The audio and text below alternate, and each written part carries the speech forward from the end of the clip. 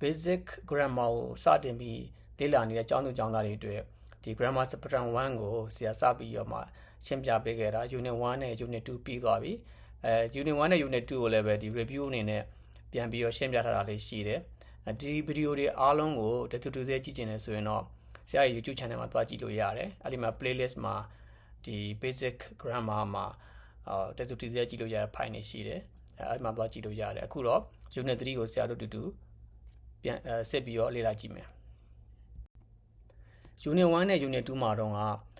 but to be ရဲ့ present simple ဖြစ်တဲ့ MSR အကြောင်းကိုဆရာတို့လေ့လာခဲ့ပြီးသွားပြီဒီမှာ present simple ပဲဒါပေမဲ့ but to do အကြောင်းကိုဆရာတို့ကစပြီးတော့လေ့လာမယ်ဆိုရင် number 1 we form the present simple like this so present simple ကိုဒီလိုမျိုးပုံစံနဲ့ဖွဲ့စည်းတယ် I know you know he she it ဆိုရင် knows ဒါဘာကိုပြောရလဲဆိုရင် subject မှာ subject singular ဖြစ်တယ်ဆိုရင် I know you လို့ဆိုရင် verb မှာ s သို့မဟုတ် es ထည့်စရာမလိုဘူးဒါ subject singular ပေါ့နော် you မင်းတယောက်တည်းငါ I ဆိုရင်ငါတယောက်တည်းဒါမျိုးဆိုရင် s လည်းထည့်စရာမလိုဘူး es လည်းထည့်စရာမလိုဘူးသို့ပေမဲ့ he တို့ she တို့ it ဆိုရင် knows s သို့မဟုတ် es ထည့်ပေးရမယ်လို့ပြောတာplural ဆိုတာ subject plural ဖြစ်နေလို့ရှိရင် we ကျွန်တော်တို့ you မင်းတို့ they သူတို့ဆိုရင်တော့ verb မှာ s လည်းထည့်စရာမလိုဘူး es လည်းထည့်စရာမလိုဘူးဒါ present simple tense ပေါ့နော် but to do ရဲ့ present simple tense ကိုပြောခြင်းဖြစ်တယ်ဥပမာစာကြောင်းလေးပြောပြထားတယ် I know the answer ငါအဖြေကိုသိတယ် she starts work at 9:30 သူမ9နာရီခွဲမှာအလုပ်စတယ်เนาะဒါပုံစံလေးကိုပြောပြထားတာဆိုအဓိကအချက်လာပြီ s ထည့်ရမယ် es ထည့်ရမယ်ဘယ်လိုအခြေအနေမျိုးမှာ s ထည့်ရမလဲဘယ်လိုအခြေအနေမျိုးမှာ es ထည့်ရမလဲဆိုတာကိုဆရာတို့စပြီးတော့လေ့လာမယ်ဒါလေးကိုသေချာလေးမှတ်ထားဖို့လိုအပ်တယ် we add s after he she it ဒါဆောနာပြောခဲ့ပြီးသွားပြီ he she it is ဆိုရဲ့ subject singular ရဲ့နောက်မှာဆရာတို့က s သို့မဟုတ် es ထည့်ရမယ်ပေါ့နော်ဆိုရင်ဆောနာရှင်းခဲ့ပြီးသွားပြီ plural subject ဆိုရင် we you they ဆိုရင် s ထည့်စရာမလိုဘူး es လည်းထည့်စရာမလိုဘူးဒါဆိုရင်ပြောခဲ့ပြီးသွားပြီ I start ဆိုရင် he ဆိုရင်တော့ he starts I live ဆိုရင် she lives ဒါဥပမာလေးပြောပြထားတာအဓိကအချက်ကိုလာပြီ if a verb ends in ch o sh or ss we add es after he she it ဆိုတော့ verb တစ်လုံးမှာအဆုံးနဲ့စကားလုံးတွေရှိတယ် ch နဲ့ဆုံးတာ o နဲ့ဆုံးတာ sh နဲ့ဆုံးတာပြီးတော့ ss နဲ့ဆုံးတာတွေ့ဆိုရင်တဲ့ es ပေါင်းရမယ် s ပေါင်းရမှာမဟုတ်ဘူးเนาะ es ပေါင်းရမယ်တဲ့အဲ့ဒါက he she it subject ဆိုရင်ပေါ့နော်ဒါပြောခဲ့ပြီးသွားပြီ he she it တို့ I နဲ့ you နဲ့ကမင်းတယောက်တည်းဒါမှမဟုတ်ကျွန်တော်တယောက်တည်းဆိုရင်ဒါဆိုရင် s သို့မဟုတ် es ထည့်ရမလို့ဘူး singular subject ဖြစ်တယ် he she it ဆိုရင် singular subject ဖြစ်လို့မို့ s ထည့်ရမယ်ဒါမှမဟုတ် es ထည့်ပေးရမယ် present simple tense မှာလေဆိုရင်စစ်ကြည့်မယ်ဥပမာပေးထားတယ် I watch ဆိုရင် he နဲ့သုံးမယ်ဆိုရင်တော့ he watches ch နဲ့ဆုံးတယ်မို့ es ပေါင်းထည့်ပေးရတယ်နောက်တစ်ခုက they go သူတို့သွားတယ်ဆိုရင် it goes ဒါ it ဆိုရင်တော့ဒါ present တစ်ခုခုပေါ့နော်present ကောင်းကောင်းပေါ့ကြောင်လည်းဖြစ်မယ်ခွေးလည်းဖြစ်မယ်ဆိုတော့သူသွားတယ်ဆိုတော့ go မှာ es ထည့်ပေးရတယ် o နဲ့ဆုံးလို့မို့ es ပေါင်းပေးရတယ် you do ဆိုရင်မင်းလုပ်တယ်မင်းလုပ်လိုက်ပေါ့ you do ဆိုရင် he နဲ့သုံးမယ်ဆိုရင် he does she ဆိုရင် she does နောက်တစ်ခုက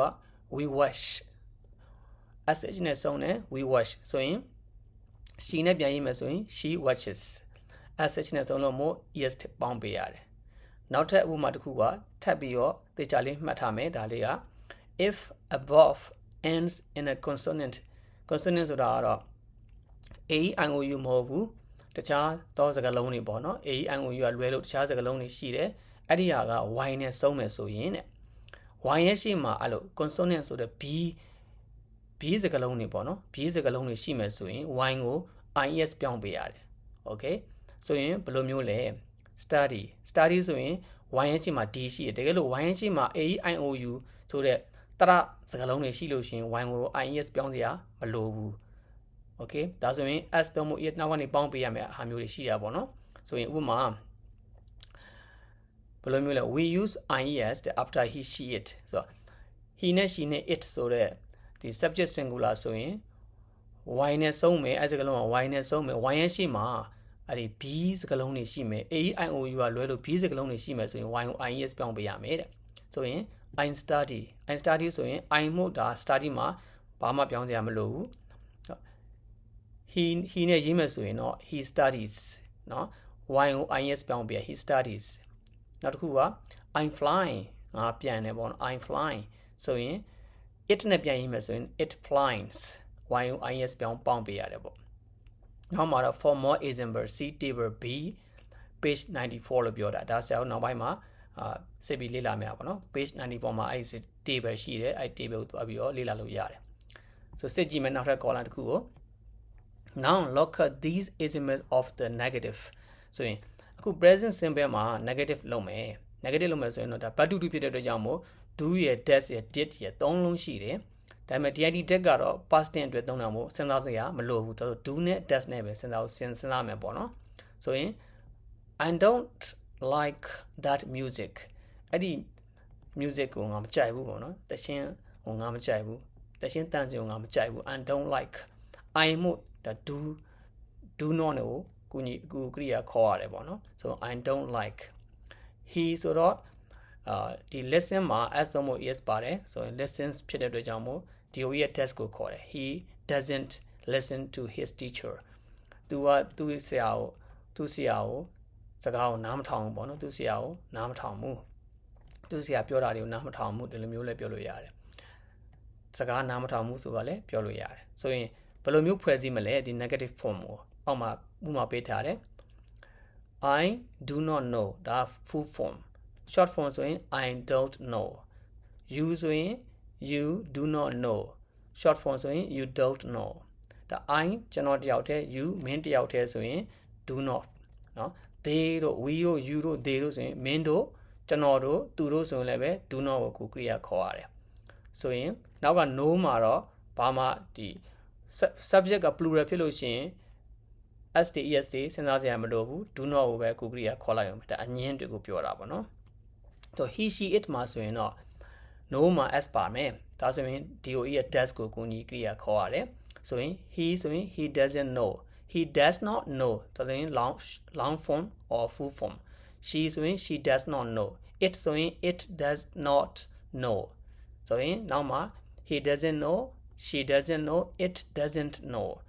နော်သူမသိဘူးသူမမသိဘူးတခုခုဆိုတာဒီတိတ်ဆန်တကောင်အောင်လည်းမသိဘူးပေါ့ဒါမျိုးကိုပြောတယ်ဆိုရင်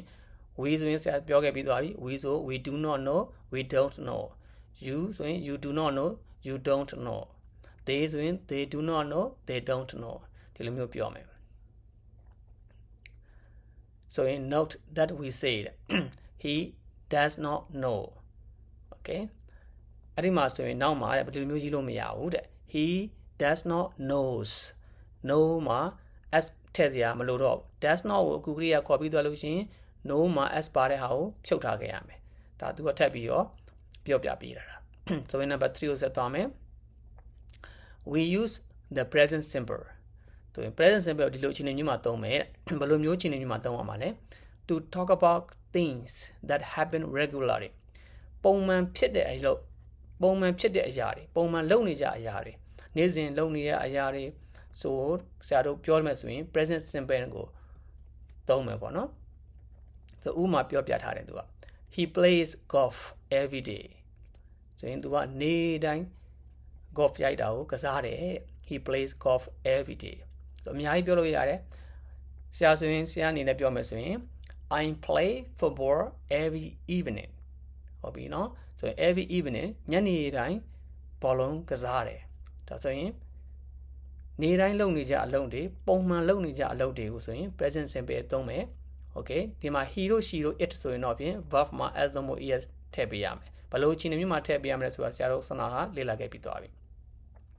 နောက်ထပ်ဥပမာတစ်ခုကပါလဲတော့ to talk about factsဆိုတာဒီလိုမှန်ကန်တဲ့အချက်လက်တွေအကြောင်းတွေပြောနေမှာပေါ့နော်ဘယ်လိုမျိုးလဲ she comes from France သူမ ပြင်သက်ကလာတာဆိုတော့ဒါဆိုရင်ပြင်သက်နိုင်ငံသူပေါ့ she is French ဆိုတော့ပြင်သက်နိုင်ငံသူ okay ဆိုရင်ဆရာတို့အနေနဲ့ပြောမယ်ဆိုရင် I come from Myanmar ကျွန်တော်ကမြန်မာနိုင်ငံကလာတာပါဆိုတော့ I am Myanmar ကျွန်တော်ကမြန်မာလူမျိုးတစ်ယောက်ပါဒါမှမဟုတ် I am a Burmese ကျွန်တော်က Burmese မြန်မာလူမျိုးတစ်ယောက်ပါဒီလူမျိုးလည်းပြောလို့ရတယ်ဒါဆိုရင် present simple ကိုသုံးရမယ်နောက်တစ်ခုကဘာလဲတော့ greengrocers sell vegetables တော့ greengrocers ဆိုတာကဒီအသီးနှံတွေကိုရောင်းတဲ့သူတွေပေါ့နော်အသီးနှံတွေကိုရောင်းတဲ့သူတွေကတော့အသီးနှံတွေကိုပဲရောင်းတယ်ပေါ့ greengrocer ဆိုတာအတိတ်ပဲက sell vegetables တဲ့ဒီ vegetable ရောင်းတဲ့သူတွေကို greengrocer လို့ခေါ်တာဆိုရင်သူတို့ကရှေ့မှာရောင်းတဲ့သူတွေဆိုတာ s ပါတယ်အများကြီးဖြစ်နေကြမှာ s က sell မှာ s လည်းမထည့်ဘူး es လည်းမထည့်ဘူးဒါကြောင့်မို့ greengrocer sell vegetables ဆိုရင်ဒါမှန်ကန်တဲ့အချက်တွေကိုပြောတာဟုတ်ပြီနော်မှန်ကန်တဲ့အချက်တွေကိုပြောတာ facts တွေဖြစ်တယ်ဒါဆိုရင် present simple ကိုသုံးမယ်နောက်တစ်ခုက I don't speak Chinese ကျွန်တော်တရုတ်ဘာသာစကားကိုမပြောတတ်ဘူးနော် I don't speak မပြောတတ်ဘူးတူတူပဲဆိုရင်ဒါ I မို့ do not ကိုကူညီကရိယာခေါ်တာဆို he တို့ she တို့ဆိုရင်တော့ဖြင့် he doesn't speak Chinese ဖြစ်မှာပေါ့ she ဆိုရင် she doesn't speak English ဒါဆိုရင်သူမအင်္ဂလိပ်ဘာသာစကားမပြောတတ်ဘူးသူဆိုရင်သူက Chinese ဆိုတော့တရုတ်ဘာသာစကားမပြောတတ်ဘူးဆိုရင်ဒီစာမျက်နှာလေးကိုရှင်းပြခဲ့တာအားလုံးနားလည်လိမ့်မယ်လို့ထင်ပါတယ်ဒါဆိုရင်နောက်ထပ်ဥပမာလေးဆက်ပြီးတော့လေ့လာကြမယ်ဆရာတို့လေ့ကျင့်ခန်းလေးတွေမလုပ်ခင်မှာဆောနာကဆရာတို့လေ့လာခဲ့တဲ့ s သို့မဟုတ် es ထည့်ရမယ်အကြောင်းအရာလေးကိုဆရာတို့ထပ်ပြီးတော့ review ထပ်ပြီးတော့လုပ်ပေးမယ်ပို့ပြီးတော့မှတ်မိတွေ့သွားအောင်ပေါ့နော်ဒါဆိုရင်ပြောခဲ့ပြီးသွားပြီ he is she is it is ဆိုရင် verb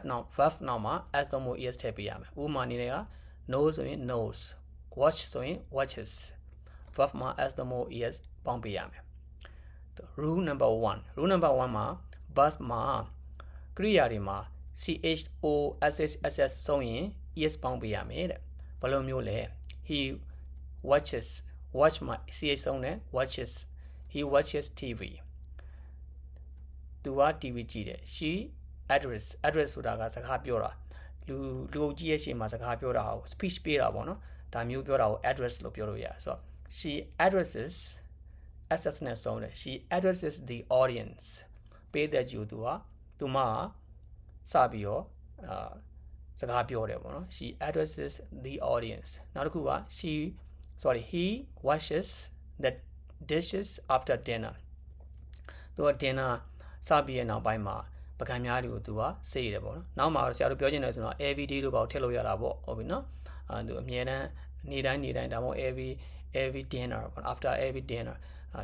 စပြီးတိုင်း dinner စပြီးတိုင်းသူကအမြဲတမ်းလို့ပကံတွေကိုစေးတယ်ပေါ့နော်ဒါ sh နဲ့ဆုံးလို့မို့ es ကိုထည့်တယ်နောက်တစ်ခုက she go မှာ go ဆို go o နဲ့ဆုံးတဲ့အတွက်ကြောင့်မို့ es ပေါင်းပေးရတယ်ဆို she goes to church every Sunday သူမတနင်္ဂနွေနေ့တိုင်း church ကျောင်းကိုသွားတယ်ဖခင်ရှိခိုးကျောင်းကိုသွားတယ်နောက်တော့ rule number 2ကြတော့ verb မှာ y နဲ့ဆုံးပြီးတော့မှဒီဘီးစကလုံးရဲ့ရှေ့ဘီးစကလုံးက y ရဲ့ရှေ့မှာရှိလို့ရှိရင်တော့ y ကို is ပြောင်းမယ်ပေါ့နော်တကယ်လို့ y ရဲ့ရှေ့မှာဘီးမဟုတ်ဘူးတရ ai ကိုရှိလို့ရှိရင်တော့ is ပြောင်းစရာမလိုဘူး i ပြောင်းစရာမလိုဘူးပေါ့ကွာ s နဲ့ es ထည့်ပေးရမယ်ပေါ့ဆိုရင်ဘယ်လိုမျိုးလဲ he studies the lesson every night သူက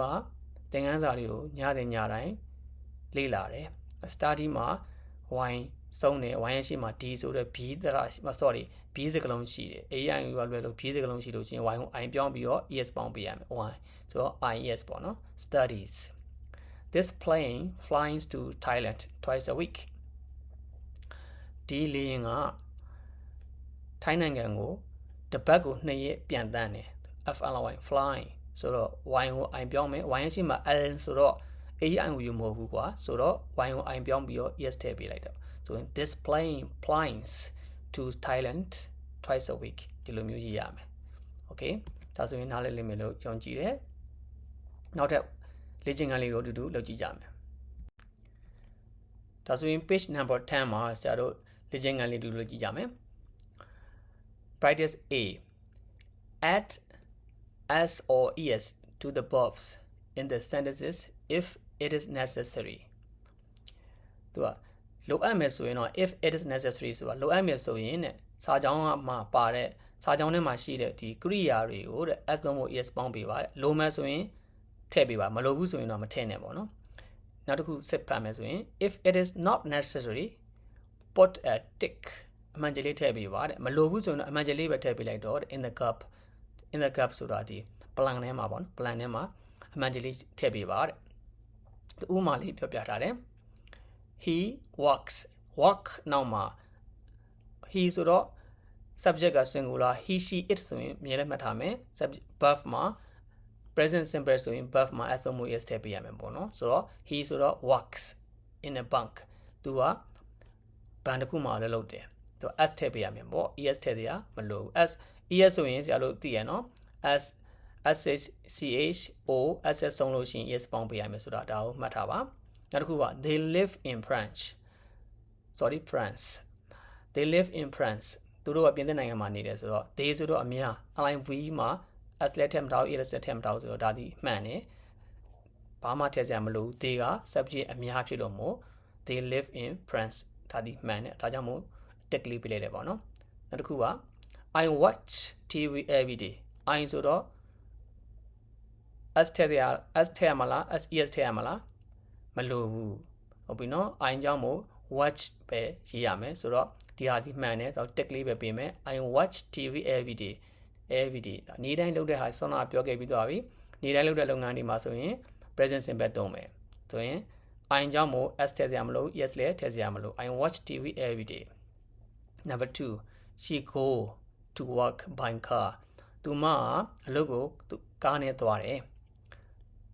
နောက်ပုံမှန်သူကကားနဲ့ပဲသွားတယ်ဆိုတော့ go မှာ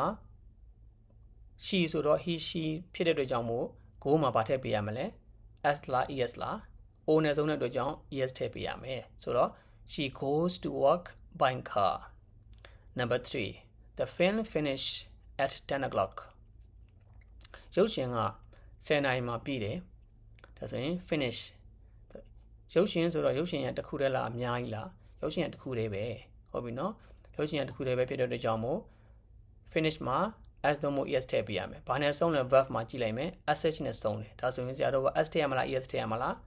ဒါဆိုရင် es ထည့်ရမယ် the film finishes at 10 o'clock ရုပ်ရှင်က10နာရီမှာပြီးတယ် number 4 we play blank tennis every weekend စနေတနင်္ဂနွေနေ့တိုင်းပေါ့နော်အပတ်စဉ်စနေတနင်္ဂနွေတိုင်းမှာကျွန်တော်တို့က tennis ရိုက်တယ် tennis ကစားကြတယ်ဒါဆိုရင် we ဆိုတော့ကျွန်တော်တို့ကအများ subject ကအများဆို play မှာ s ထည့်ရမလား es ထည့်ရမလားထည့်စရာမလိုဘူးဒါဆိုတော့ tick လေးပဲပေးရမယ် number 5 they go on holiday in August ဆိုရင်သူက August လမှာသူတို့အမြဲတမ်း holiday ယူတယ်ပေါ့နော် holiday သွားကြတယ်ဒါဆိုရင် they ကိုကြည့်မယ် subject ကိုကြည့်တဲ့အခါကျတော့ they က subject ကအများဆိုတော့ s ထည့်ရမလား es ထည့်ရမလားထည့်စရာမလိုဘူး okay ဆိုတော့ go ဒီမှန်တယ်ဒါဆို tick လေးပဲပေးမယ် they go on holiday in August number 6 he speak Italian and French ဒါဆိုရင်သူကတဲ့အီတလီဘာသာစကားရောပြင်သစ်ဘာသာစကားရောပြောတယ်တဲ့ဒါဆို he ဆိုတော့ he တို့ she တို့ဆိုရင် verb မှာဘာထည့်ပေးရမှာတော့ as မဟုတ် yes ထည့်ပေးရမယ်ဆိုတော့ speak မှာ k နဲ့ဆုံးတယ်ဘာမှစဉ်းစားစရာမလိုဘူး yes ထည့်စရာမလိုဘူးဘာပဲထည့်ပေးရမှာတော့ x လေးပဲထည့်ပေးရမယ် okay ဒါဆိုတော့ he speaks Italian and French number 7 she do her homework every night သူမရဲ့အိမ်စာတွေကိုညတိုင်းလုပ်တယ်တဲ့ဆိုတော့ she ဆိုတော့ do ဆိုတော့ o နဲ့ဆုံးတယ် o နဲ့ဆုံးတော့ do ဆိုတော့ဘာမှလုပ်စရာမလိုဘူး she ဆိုတော့ does ပေါ့ okay yes ပေါင်းပြလိုက်တာ do ရဲ့verb အနေက does ဆိုတော့ she does her homework every night number 8 we start work at 8:30 ဆိုရင် 8:30 မိနစ်ရှစ်နိုင်မှာကျွန်တော်တို့ကအလုပ်စတယ် we ဆိုတော့ we တို့ you တို့ they တို့ဆို I တို့ဆိုရင် present simple မှာ verb မှာ s ထည့်ရမလား is ထည့်ရမလားထည့်စရာမလိုဘူး subject ကအများဖြစ်လို့မို့ start ဒီမှန်တယ်ဒါဆိုရင် tick လေးပဲပြောမယ် tick လေးပဲထည့်မယ် we start work at 8:30နောက်ထပ်စစ်ပြီးတော့ လေ့ကျင့်ခန်းဆက်လုပ်မယ် B ပေါ့နော် so now finish these sentences using above from the box ဒီ box ထဲမှာပေးထားတဲ့ verb တွေကိုသုံးပြီးတော့ဒီစာကြောင်းတွေကိုပြည့်စုံအောင်ရေးမယ်တဲ့ finish ပြည့်စုံအောင်လုပ်မယ်ပေါ့နော် so use each verb once ပေးထားတဲ့ verb တွေကိုတစ်ချိန်ပဲသုံးမယ် once တစ်ချိန်ပဲသုံးမယ် remember